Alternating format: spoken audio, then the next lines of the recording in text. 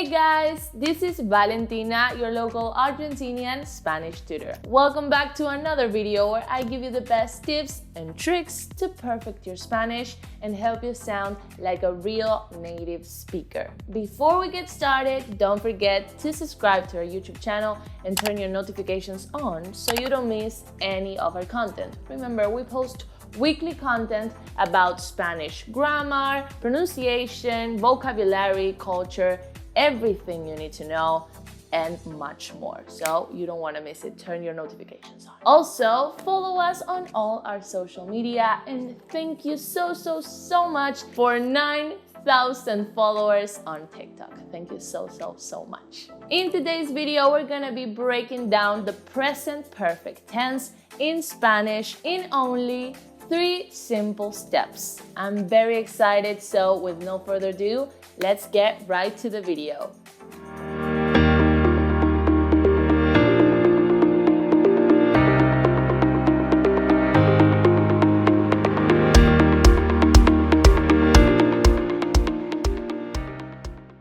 Okay guys, in today's video, I'm gonna be teaching you in a very simple, comprehensible way how to form the present perfect tense in Spanish, also known as el pretérito perfecto compuesto. Very easily, this is the Spanish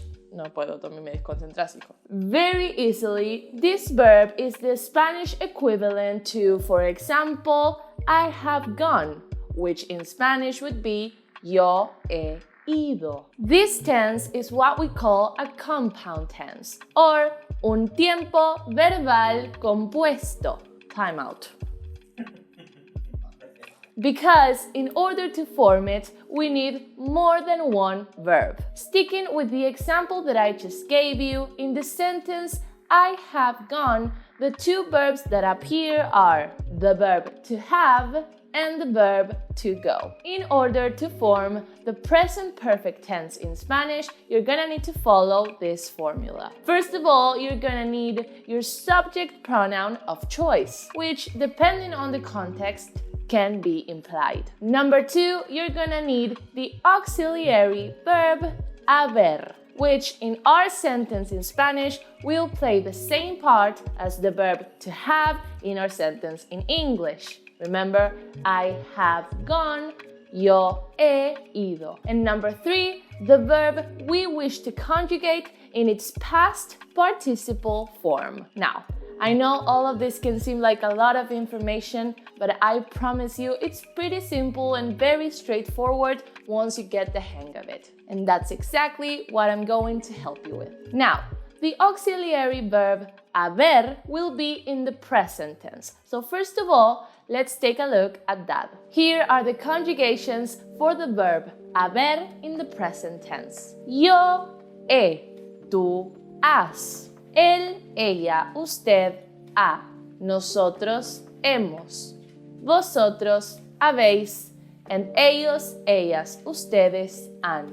Now, I encourage you to watch this last part again and again as many times as you need till you memorize these conjugations. Now, our next step is conjugating our verb of choice in its past participle form. As all other verbal tenses, you will have regular and irregular verbs. Remember that the regular verbs are those who follow a certain structure depending on their ending in order to conjugate them. And irregular verbs can be pretty different and random at times, so let's start with the regular verbs. In order to conjugate a regular verb in its past participle form, you will have to follow these next rules. For verbs ending in ar, drop the ending and replace it with ado.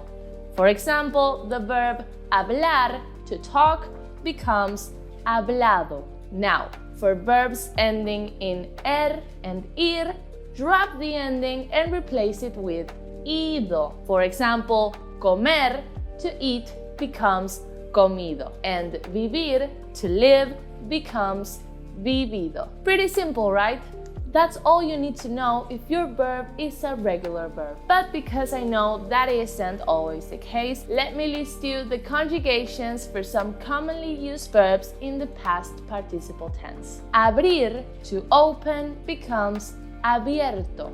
Decir, to say, becomes dicho. Hacer, to do, becomes hecho. Escribir, to write, becomes escrito. Romper, to break, becomes roto. Ver, to see, becomes visto.